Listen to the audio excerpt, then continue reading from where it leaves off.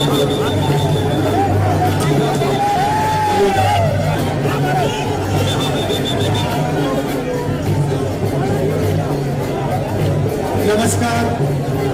कैसे आप सब लोग?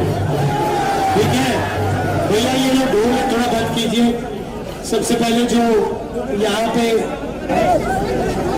लोग नाच रहे हैं, आप सबका बहुत बहुत धन्यवाद।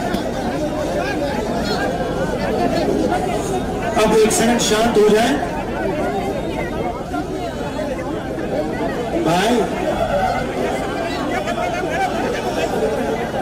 भैया आपने बात नहीं सुनी, मैंने बोला शांत हो जाए, आप नारे लगा रहे हो। बोलूंगा नारे लगाओ, शांत हो जाओगे। तो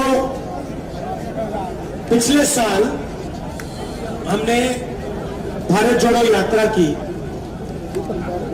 कन्याकुमारी से लेकर हम कश्मीर तक 4000 किलोमीटर चले, और सिर्फ मैं नहीं, लाखों लोग कन्याकुमारी से शुरू किए और कश्मीर तक बिना रुके 150 दिन में हम पहुंचे। उस यात्रा में उस यात्रा का नाम भारत जोड़ो यात्रा था, और उसमें हमारा लक्ष्य था कि जो नफरत फैलाई जा रही है, बीजेपी के लोग, आरएसएस के लोग एक धर्म को दूसरे धर्म से लड़ाते हैं, एक भाषा को दूसरी भाषा से लड़ाते हैं, एक स्टेट को दूसरे स्टेट से लड़ा देते हैं। तो हमने सोचा था कि नफरत की काट मोहब्बत ही हो सकती है, नफरत की काट नफरत तो नहीं कर सकती। इस बात से सहमत हैं आप लोग? तो हमने सोचा ये नफरत फैला रहे हैं, हम इनको नफरत को काटने के लिए हम नफरत तो नहीं फैला सकते, तो मोहब्बत ही फैलानी पड़ेगी, उसी का फायदा होगा। तो हमने नफरत के बाजार में मोहब्बत की दुकान खोल दी, और पता लगा रास्ते में 4000 किलोमीटर में सबसे पूछता था कि भैया आपको किसी से नफरत है? मतलब हजारों लोगों से मैंने पूछा, और हिंदुस्तान का डीएनए नफरत का है ही नहीं। तो सब लोग मुझे कहें कि भैया हम तो किसी से नफरत नहीं करते, मगर अगर आप मीडिया देखो तो 24 घंटे वो नफरत की बात करते रहते हैं, है ना? हाँ, वही। तो हमने यात्रा की, यात्रा में 6-7 घंटे हम आपकी बात सुनते थे, हिंदुस्तान की जनता की बात सुनते थे। किसान आ जाते थे, मजदूर आ जाते, बच्चे आए, अलग अलग वर्ग के लोग आए, हिंदू, मुस्लिम, सिख, ईसाई, और हम 6-7 घंटे उनसे बात करते थे। अंत में ऐसा 15 मिनट का भाषण होता था। यात्रा में बहुत सारे लोग हमारे पास आए, उन्होंने कहा देखिए कन्याकुमारी से कश्मीर आप जा रहे हो, छत्तीसगढ़ का क्या होगा, झारखंड का क्या होगा, नॉर्थ ईस्ट का क्या होगा, उड़ीसा का क्या होगा, आपको एक दूसरी यात्रा करनी चाहिए। न्याय यात्रा मणिपुर से महाराष्ट्र, तो बात सही है, सही है ना? तो हमने कहा ठीक है, हम दूसरी कर देते हैं, और इसमें हमने एक शब्द जोड़ दिया, भारत जोड़ो न्याय यात्रा। अब क्यों जोड़ा? क्योंकि पहली यात्रा में हमें पता लगा कि नफरत का कारण, हिंसा का कारण अन्याय है। इसलिए हमने भारत जोड़ो न्याय यात्रा अपनी दूसरी यात्रा को नाम दे दिया। और अन्याय 5-6 अलग तरीके के हो रहे हैं। सबसे पहला आर्थिक अन्याय। यहां पे कोई छोटी दुकान चलाता है? कौन? आप आ जाओ।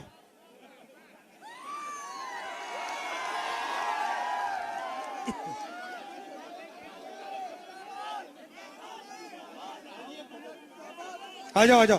आपका नाम क्या है? नाम क्या है आपका? आइए गुप्ता जी, यहां बैठिए। अब देखिए गुप्ता जी आ गए, ठीक है। अब अब बात यह है, नहीं नहीं ठीक है, रिलैक्स। अब बात यह है, गुप्ता जी एक बात बताओ मुझे, आप छोटी दुकान चलाते हो, जीएसटी से आपको क्या हुआ? जीएसटी से कुछ भी लाभ नहीं हुआ।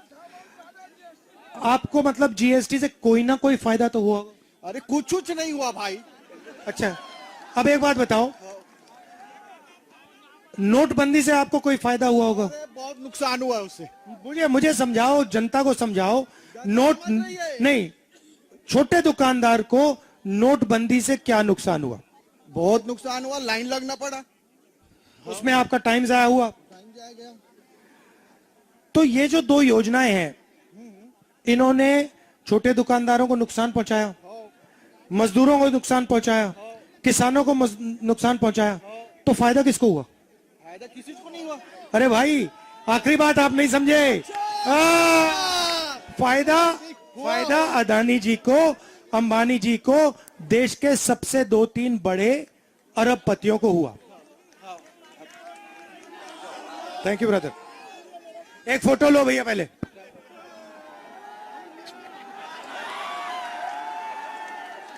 आज मोहब्बत की है, मोहब्बत की दुकान है, मोहब्बत की। Thank you. तो नोटबंदी से, जीएसटी से छोटे दुकानदारों को फायदा नहीं हुआ, सिर्फ अरबपतियों को फायदा हुआ। अरे कर रहे हैं। अब देखिए, देश में आज 40 साल से सबसे ज्यादा बेरोजगारी है।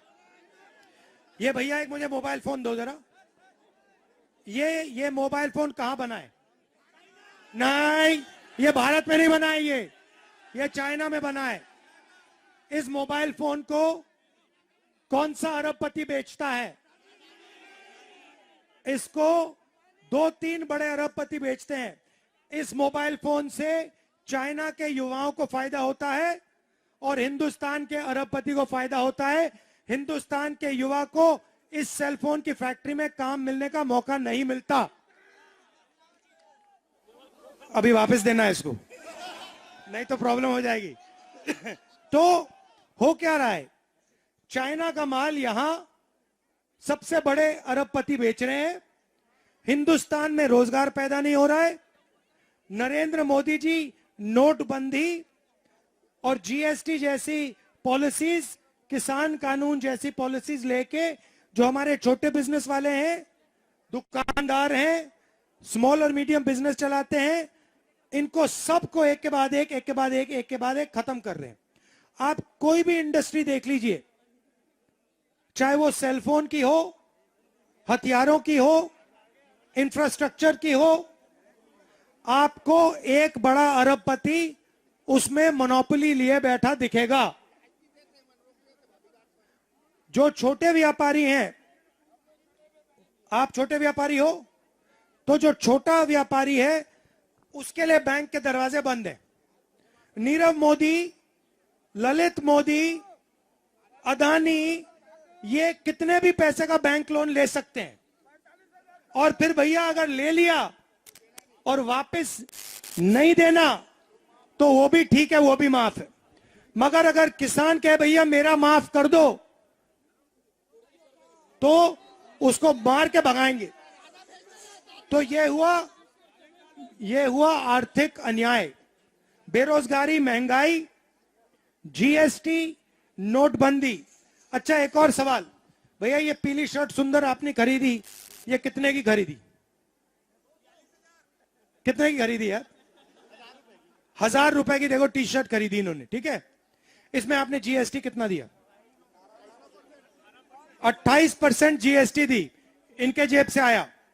अच्छा, अगर अदानी यही टी शर्ट खरीदता तो वो कितनी जीएसटी देता?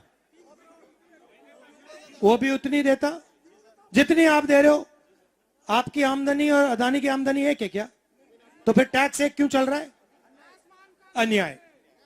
अन्याय। और आपके जीएसटी का हो क्या रहा है? ये इसने जीएसटी दी, आप सब ने शर्ट खरीदने के लिए, पैंट खरीदने के लिए, चश्मा, जूता खरीदने के लिए जीएसटी दी। जीएसटी गया सीधा अदानी जी की जेब में, सीधा डायरेक्ट अदानी जी के जेब में गया। सड़क बनी अदानी जी को, उसमें कट मिलेगा। आर्मी ने हथियार खरीदा, उसमें कट मिलेगा। पुल बना उसमें कट मिलेगा, सोलर पैनल लगा उसमें कट मिलेगा, बिजली का कारखाना उसमें कट मिलेगा। तो सारा का सारा फायदा ये 2, 3, 5 लोगों को मिल रहा है और पैसा आप लोग दे रहे हो। तो ये हुआ आर्थिक अन्याय। अब सामाजिक अन्याय पे चलते हैं। हाँ, वही। तो अब मैं आपसे एक बात पूछना चाहता हूं। आर्थिक अन्याय का मैंने आपको बता दिया, मुझे आप सामाजिक न्याय के बारे में बताओ। आर्थिक हो रहा है, सामाजिक कैसे हो रहा है अन्याय? नहीं, सुनिए, बात सुनिए। यहां पे सबसे पहले एक बात बताओ, हिंदू मुस्लिम तो कर रहे हैं, मगर एक और काम कर रहे हैं। देश में सबसे बड़ी आबादी किसकी है? ओबीसी। ठीक है, कोई जानता नहीं है। अगर पूछो, ऐसी मीटिंग में पूछो भैया ओबीसी कितने हैं, लोग कहेंगे बहुत है, मगर एग्जैक्ट कितने हैं हमें नहीं मालूम। मैं आपको बताता हूं, तकरीबन 50 से लेकर 55% देश में ओबीसी की आबादी है। ठीक है, उसके बाद 15% तकरीबन दलित हैं, 8% आदिवासी। Very good. अब मुझे बताओ 50 और 15 कितना हुआ? 65, 65 और 8 कितना हुआ? 73। अब सुनो बात मजे की, 73% आबादी है ना, 73। आप हिंदुस्तान की 200 सबसे बड़ी कंपनियां की लिस्ट निकालो, ठीक है? उसमें ना एक मालिक 73% वाला, सीनियर मैनेजमेंट में आपको एक 73% वाला नहीं मिलेगा। मतलब हिंदुस्तान का जो कॉर्पोरेट सिस्टम है उसमें आपको ना ओबीसी मिलेगा, ना दलित मिलेगा, ना आदिवासी मिलेगा। 73% में उसको कोई है ही नहीं उसमें। चलिए वहां से थोड़ा दूसरी ओर चलते हैं, ब्यूरोक्रेसी में जाइए। देश को 90 आईएएस ऑफिसर चलाते हैं। आप ये मत सोचिए कि एमएलए एमपी देश को चलाते हैं। हिंदुस्तान की सरकार को 90 अफसर चलाते हैं, आईएएस ऑफिसर। क्या होता है, आप लोग जीएसटी देते हो, पैसा आप देते हो, पैसा जाता है हिंदुस्तान की सरकार को। ये 90 अफसर डिसाइड करते हैं भैया कितना रुपया कहां जाएगा, डिफेंस में कितना जाएगा,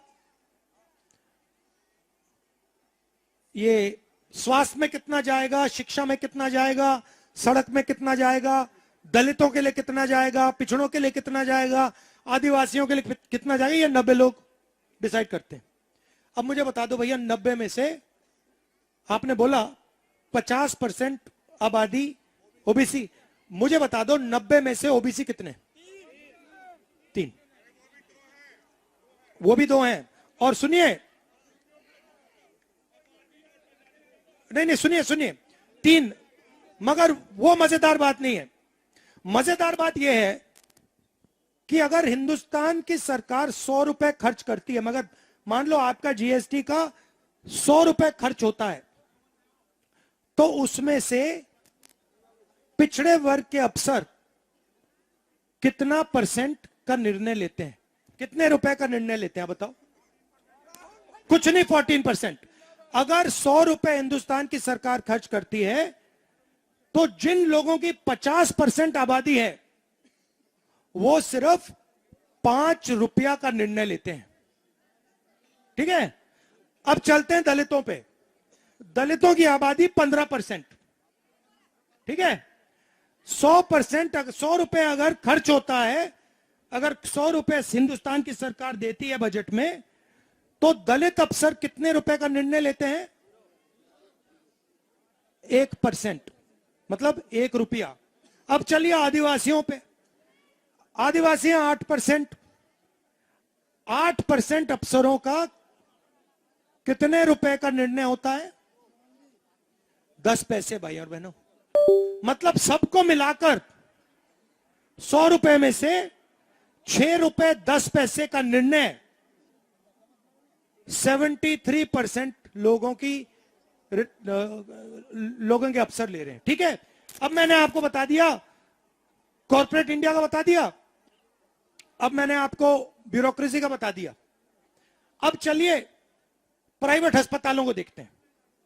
जो आजकल सरकारी अस्पतालों को बंद किया जा रहा है और सारे के सारे प्राइवेट किए जा रहे हैं। मुझे बताओ, हिंदुस्तान के प्राइवेट अस्पतालों के मालिकों में 73% के कितने लोग? एक भी नहीं। अच्छा चलो, उनके मैनेजमेंट में ओबीसी, दलित, आदिवासी के कितने लोग? एक भी नहीं। चलो ठीक है, छोड़ो प्राइवेट अस्पताल, छोड़ो, प्राइवेट यूनिवर्सिटी कॉलेज की बात करते हैं।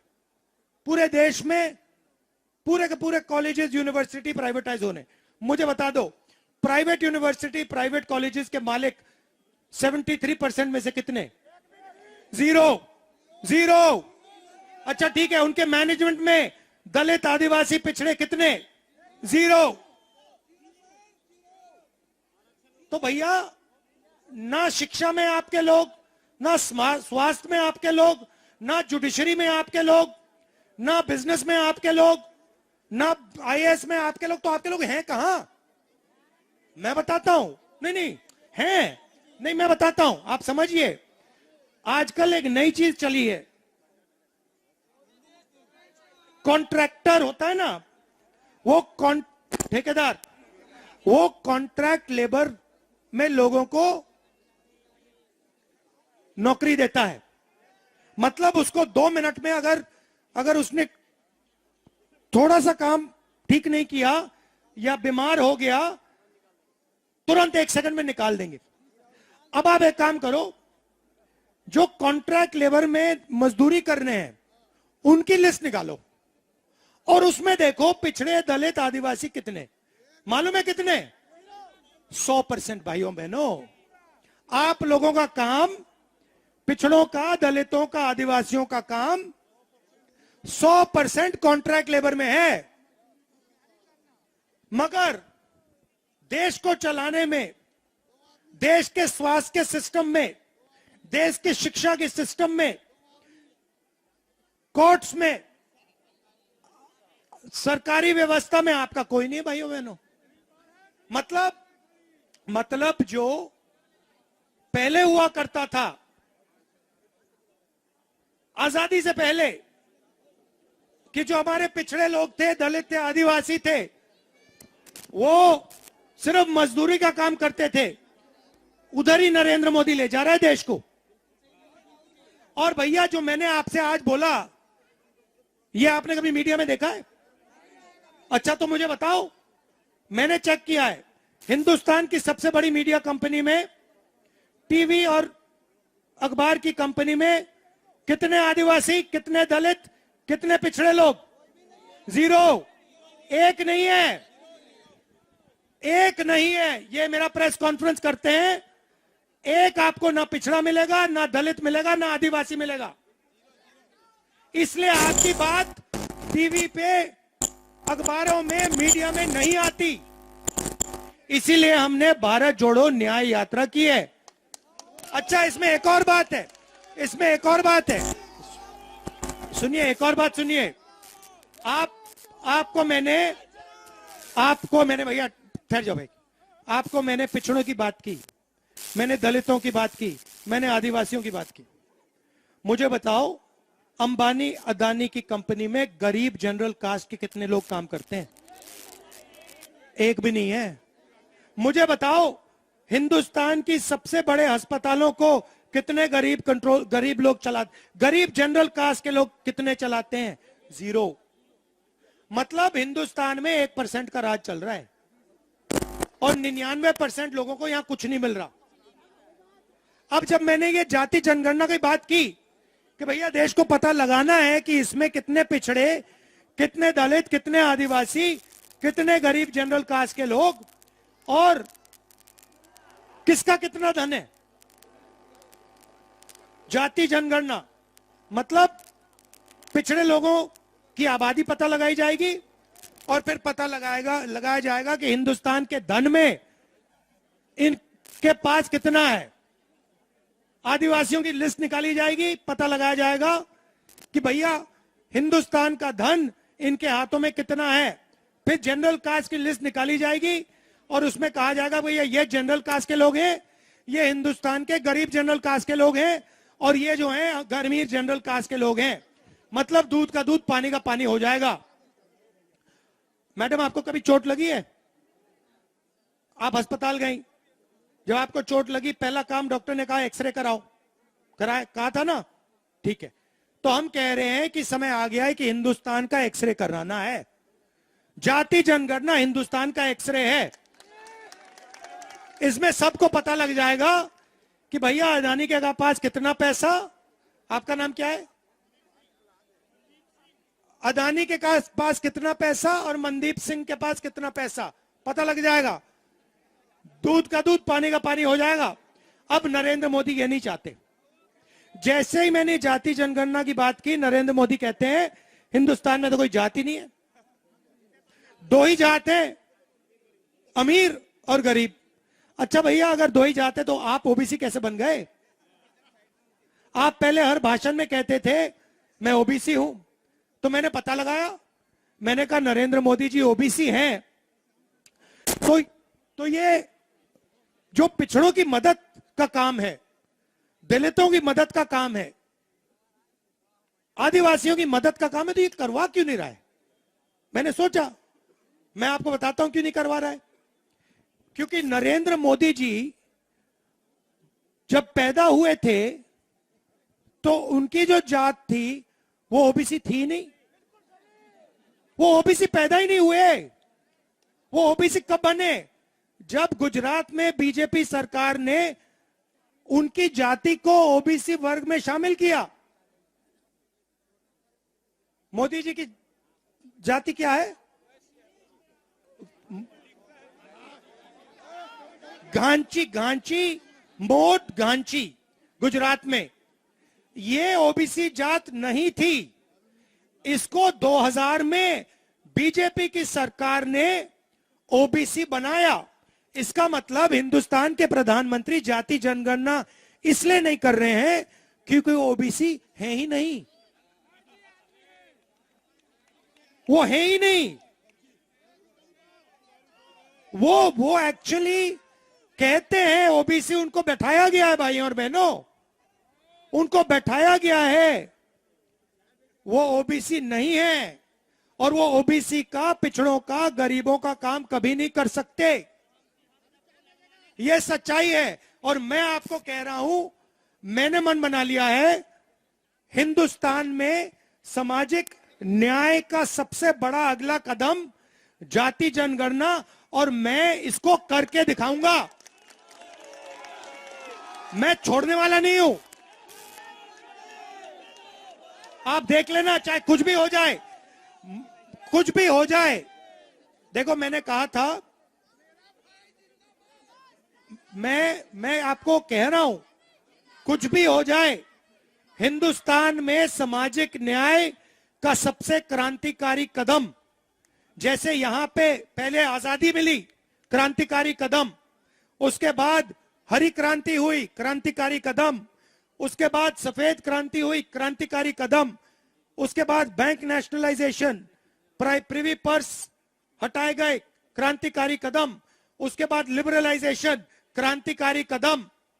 वैसे ही जाति जनगणना क्रांतिकारी कदम है। इसके बाद हिंदुस्तान की राजनीति हमेशा के लिए बदल जाएगी, क्योंकि पिछड़ों को पता लग जाएगा कि हमारी हिस्सेदारी कितनी है, दलितों को पता लग जाएगा हमारी हिस्सेदारी कितनी है, आदिवासियों को पता लग जाएगा हमारी हिस्सेदारी कितनी है, और गरीब जनरल कास्ट के लोगों को पता लग जाएगा हमारी हिस्सेदारी कितनी है।